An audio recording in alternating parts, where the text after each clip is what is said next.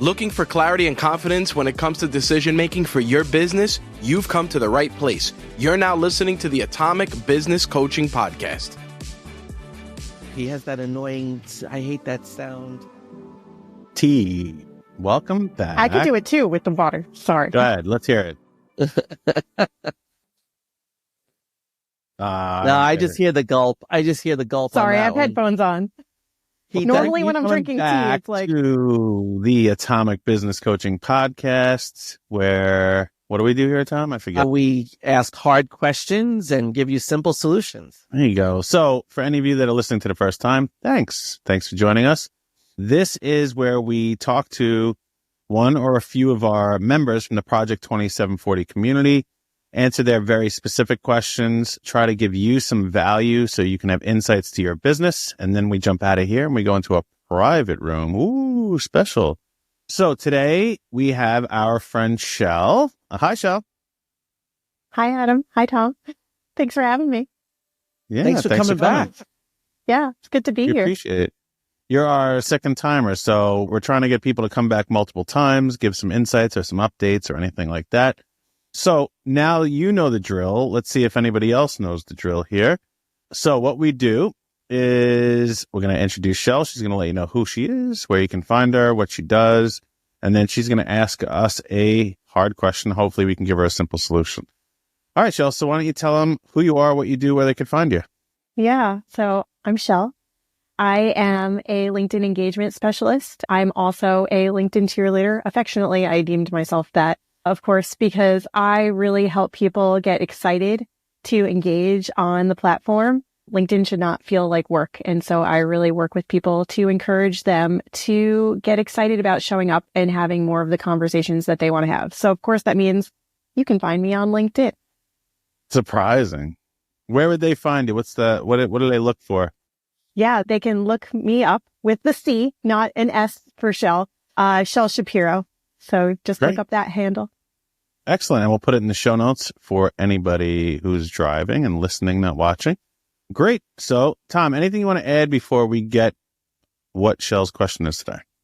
No, I just can't believe it's, we're recording this very close to the end of the year, and it's just been an amazing year. And I'm so excited for 2025 and what we've been doing in this community. And, I'm glad to have Chelle here. We have so many amazing members, and we're just watching everybody thrive, and it's been really such a rewarding experience. So if you're not a member of the community, check it out.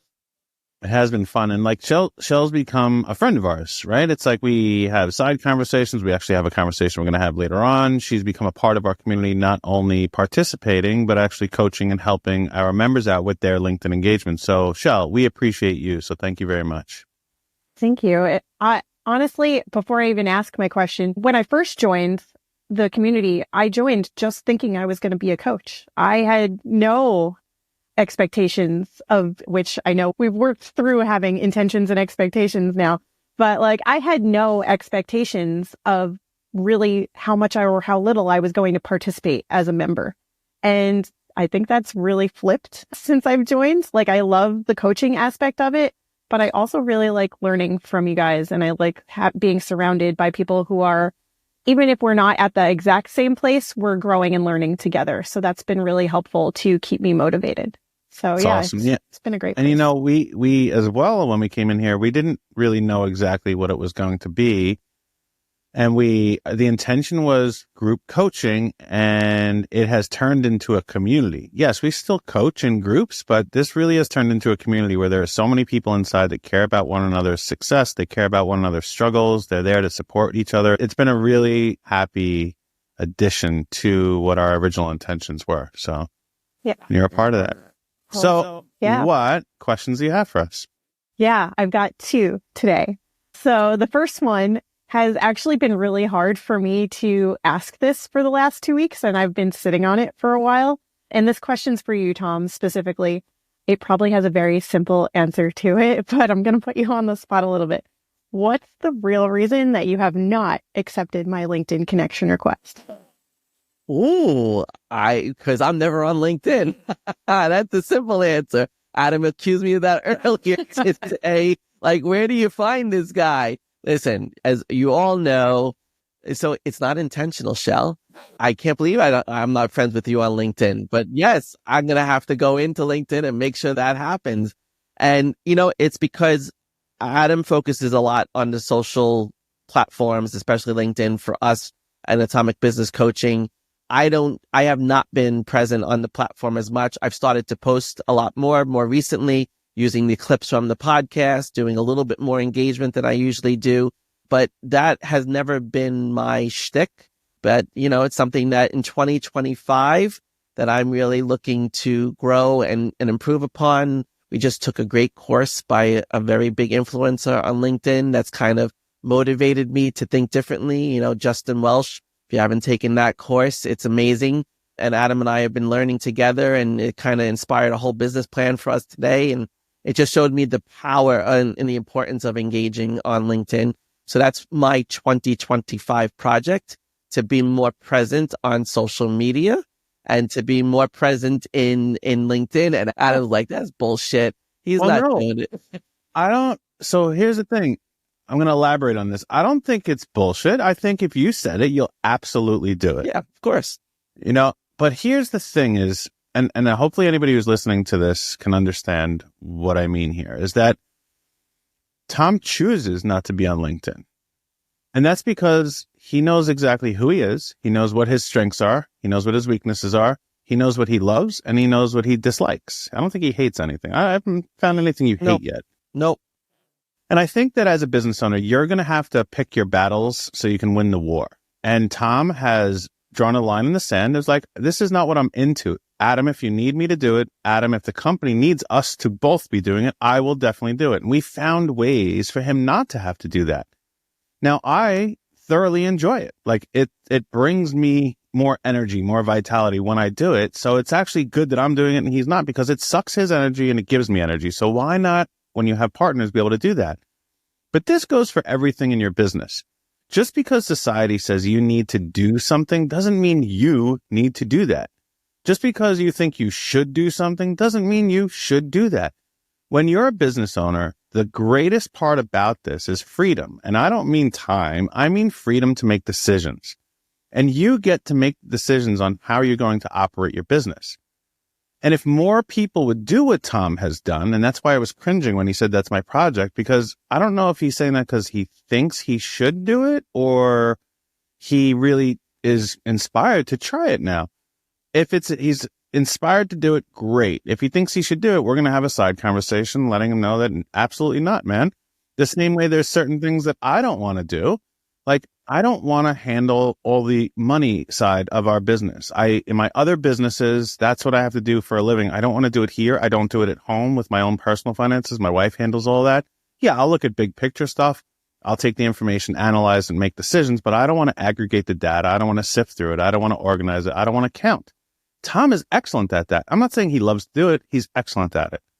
Okay. So whatever you're going to do in your business, make the decisions for the best interest of you first, your business second, and your clients third. And I know for some of you who are clients of ours, you might not like to hear that, but if we don't make the best decisions for our business, I can't make the best decisions for you.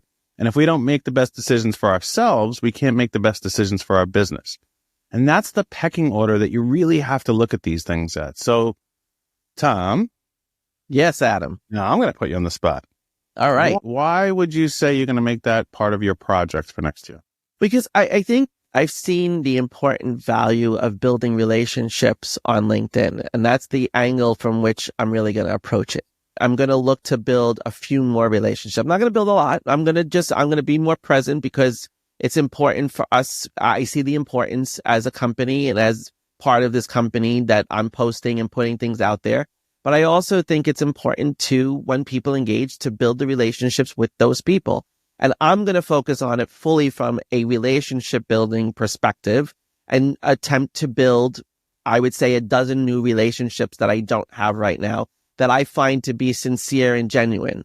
The bombardment in the DMs of everybody buying, selling you their shit and you have to buy their shit. And, I hate those first messages that come in and immediately they're like, pitching me to sell me something. And, I don't like that part of it, but I'm going to really go with the perspective I'm here to build relationships. I'm going to build 12 relationships this year. And that is going to be something that I have not really done on LinkedIn in a long time. I like that. That's the plan. And Okay. Chelle, I have accepted your friend request while Adam was talking. Let's go. Thank you. All right. So now we're friends on there. I appreciate it. You know, You're welcome.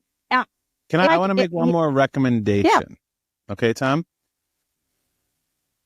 You don't have to take this recommendation. It's a suggestion. Mhm. So I love that you said 12 new relationships.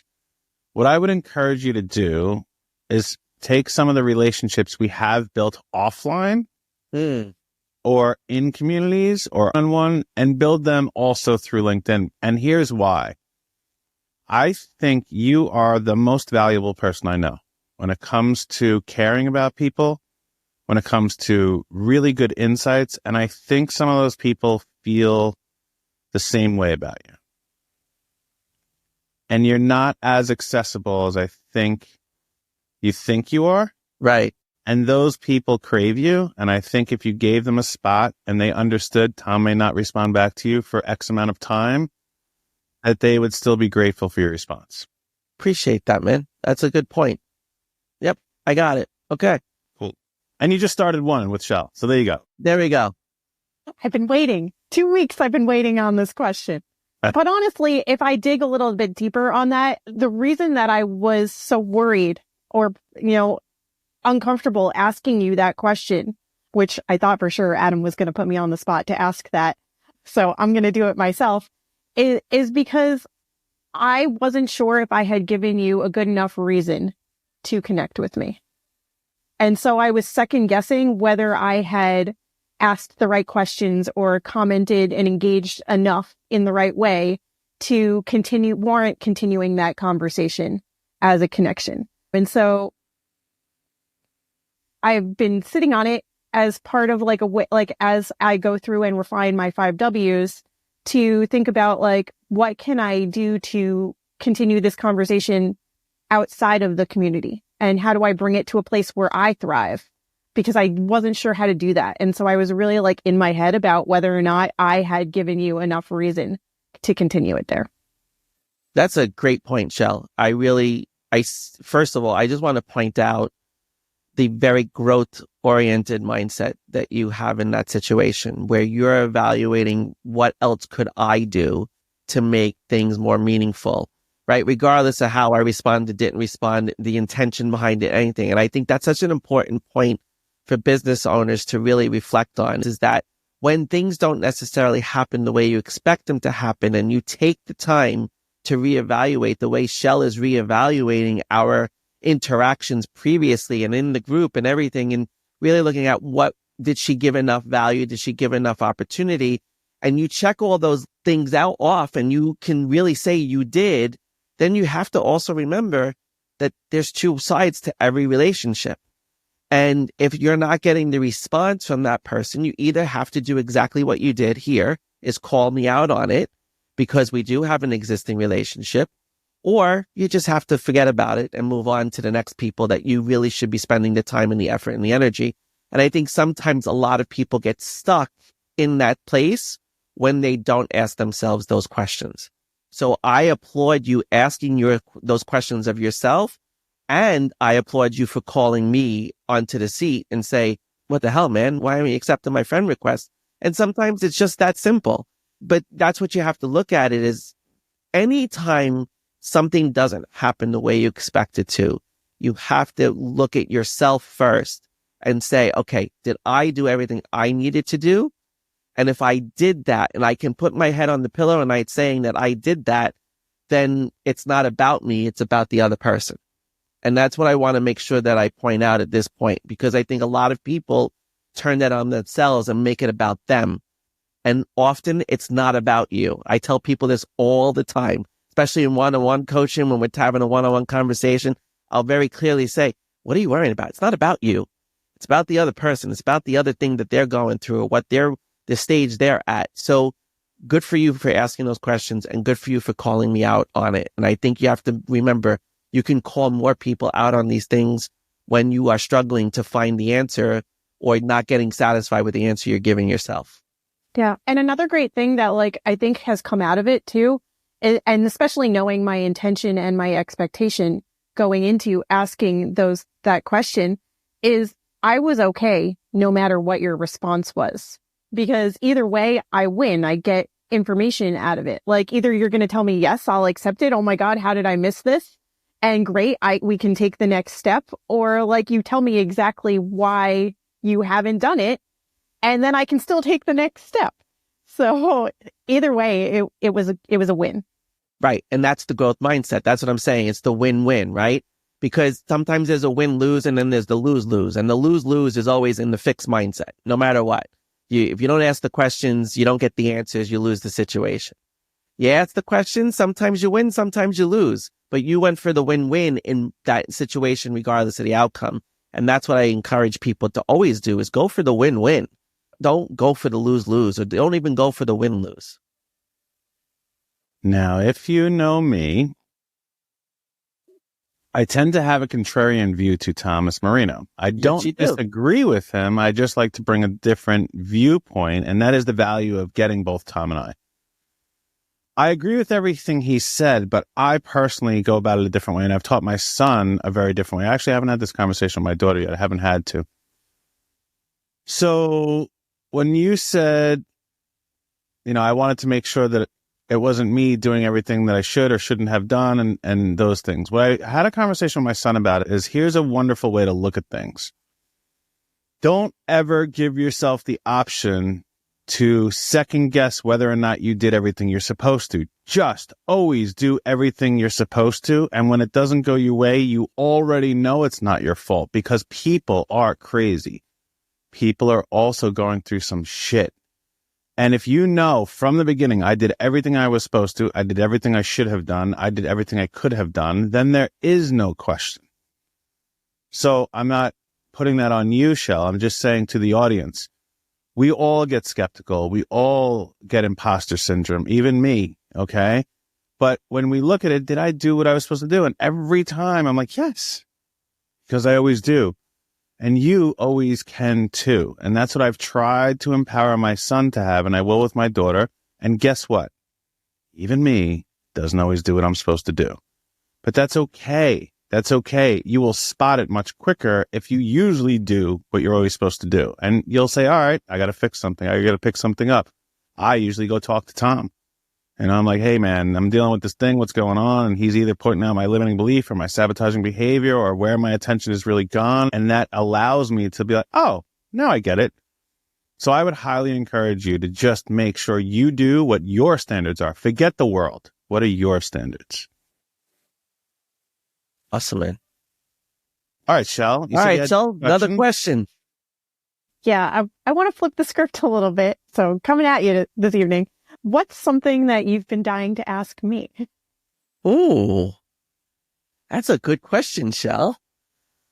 How did you get started on LinkedIn as as a cheerleader? Like, how did that all come about? I don't even know if I know the origin story. Oh, the origin story. Okay. So I think I originally joined LinkedIn in like 2008, 2009-ish. And I absolutely was not using the platform back then in its intended way. Like I really just wasn't taught. But fast forward to like 2019, 2020, as I was starting to go through the recovery process and like navigate burnout and transform and become this beautiful butterfly, what have you. I really did not have a support system. And this was off LinkedIn too. But I went to LinkedIn as a place where I could connect with people who wanted similar things, who knew what they were there for, who wanted to have more conversations. And so I found a lot of camaraderie in having conversations with people about my own health and wellness journey, about my own experiences in a toxic workplace. Both of those things happen to be true at the same time. And so I was having a lot of conversations where people resonated with what I had to say. And what I found was that I wasn't alone in my journey. And so the cheerleader part came out of me also wanting to cheer other people on and encourage them to keep going, to keep figuring out who they were, to keep having a voice. It's, as you know, like there's so much noise on every social media platform, including LinkedIn. And like, if you aren't comfortable with who you are, and if you're not comfortable with having a voice and using it and speaking up for yourself or advocating for others, then like, how can you expect anybody to find you? So once I knew that I had my own voice and I had something to say and I enjoyed having these conversations, it really became about how can I empower other people to have these conversations too? So that's where that comes from. That is awesome. I love that story. And I hope if you're listening right now, I want you to recognize something that Chelle did there. Again, the growth mindset. Toxic environment, burnt out, needed a place to be supported, went to LinkedIn, built a network of people, built a community, got to know people, engaged with people regularly, did all that stuff. And now she has her own business where she does LinkedIn engagement as her business. She totally took lemons and made lemonade. If you don't see, like, that's why I asked the origin story, because I always love hearing, especially solopreneurs of today, especially solopreneurs that are on social media, running businesses that center around social media. It's because there was something that was, quote unquote, missing in their life that they've now turned into a fulfilling thing that now they get to do every day as their, quote unquote, job. And that can happen for anybody that's listening to this. You just have to think about what the opportunity is that's being presented to you at this time. And Chelle, you took full advantage of the opportunity. You may not have realized what was going to happen, but just taking the step to go after the support was huge. So good for you. Thank you. That's awesome. I love it. Makes me feel good. And it's like 6 years in the making. So yeah, I'm still going strong. I still enjoy what I'm doing. And that's, you guys always say, like, you have to have the passion or the expertise. And I'm very fortunate enough that I enjoy what I do, and I'm pretty darn good at it, if I do say so myself. So I've got both. Good for you. All right, we got 5 minutes left. Can I ask you a question too then? Absolutely. All right. So as I've gotten to know you, and I've seen you in group, I've seen you in one-on-one, I've talked to you on the phone, different things. I've always been very curious of who you're so happy for. You're always so happy, but I know sometimes you're not. And I know sometimes you struggle, but even in your struggles, you're always so happy about it. And it doesn't feel phony. It doesn't feel forced. And I am very curious, who are you so happy for? Well, selfishly, but not selfishly. It's for me, because back when I was in that toxic environment, and I was in that environment for over 13 years, back when I was not feeling my best, doing my best, like, not comfortable in my own skin, and like everything just felt like it was spiraling. Like, I was not happy. I lost who I was. And I probably did put on a lot of masks to make myself appear happy on the outside. And I think people deep down could see through that. And so now that I've peeled back those layers, like, I'm just me. And like, every day is an opportunity. Every day, like, I'm so grateful that I'm here, that I get to do the things that I get to do, have the conversations that I have. I just want people to have that, even on days that suck. Like, I want people to still see that there's light here.